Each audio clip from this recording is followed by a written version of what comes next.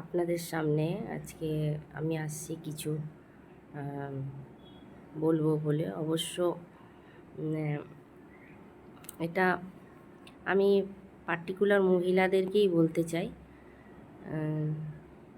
আমরা তো সকাল থেকে উঠে আমাদের সংসারের অনেক বড় একটা দায়িত্ব থাকে এবং সেটা আমরা করি। আবার ঘরে ছেলে মেয়ের দায়িত্ব বা পরিবারের যদি কেউ অসুস্থ থাকেন তাদের সেবা শুশ্রূষা করার দায়িত্ব। আবার কোনো কোনো মহিলা আছেন যারা বাইরে কর্মক্ষেত্রে যেতে হয় সংসার সামলে। তো ঠিক আছে, আমরা মহিলাদের তো এটা দায়িত্ব এবং কর্তব্যের মধ্যেই পড়ে, এটা তো অবশ্যই করবেন। কিন্তু এর ফাঁকে একটু সময় বার করে আপনারা নিজেদেরকে একটু সময় দেবেন। অনেক অনেক মহিলা আছে দেখবেন যাদের অনেক ভালো ভালো গুণ আছে। যেমন তারা ভালো কবিতা বলতে পারে, গান করতে পারে, অনেকে আছেন আবার নাচও করতে পারেন। তারপরে হাতের কাজ, অনেক ভালো ভালো হাতের কাজ জানেন।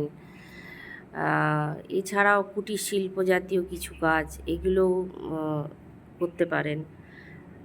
আবার অনেক মহিলাকে দেখবেন যারা ডেইলি ডায়েরি লেখেন, তো এগুলো অনেকে করেন, সেটা তো খুবই ভালো।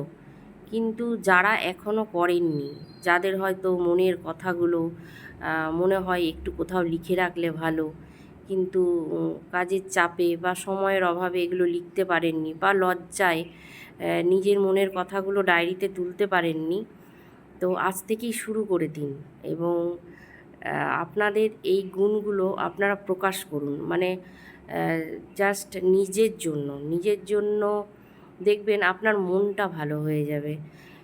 সমস্ত কাজের সময়ের মধ্যেও আপনি আধ ঘন্টা নিজেকে সময় দেবেন, দেখবেন আপনার মনটা ভালো হয়ে যাবে।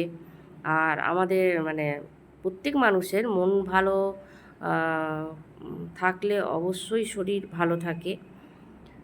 তো এগুলো করবেন, এগুলো নিজের জন্য করবেন, আপনার মন ভালো থাকবে। তো আপনাদের কাছে আমার সেই সব মহিলাদের কাছে অনুরোধ, যারা করছেন তাদের জন্য তো খুবই ভালো, কিন্তু যারা এখনও শুরু করেননি তারা করুন। এগুলো করার জন্য বাইরে যেতে হয় না, এগুলো আপনি ঘরে বসেই করতে পারেন। এমন নয় যে আমি বিরাট কোনো গায়িকা, কোনো বিরাট কোনো মানে কবিতা বলতে পারবো, আমাকে কোনো বাইরের স্টেজে গিয়ে বলতে হবে, দরকার নেই। তো আপনি ঘরেই নিজেই যেরকম পারেন আপনি কবিতা বলবেন, দেখবেন আপনার মনটা খুব ভালো লাগবে। বই পড়বেন, ভালো ভালো উপন্যাস দেখবেন, খুব ভালো লাগবে। তো এটাই আমার অনুরোধ, যারা এখনও শুরু করেননি তারা অবশ্যই শুরু করুন।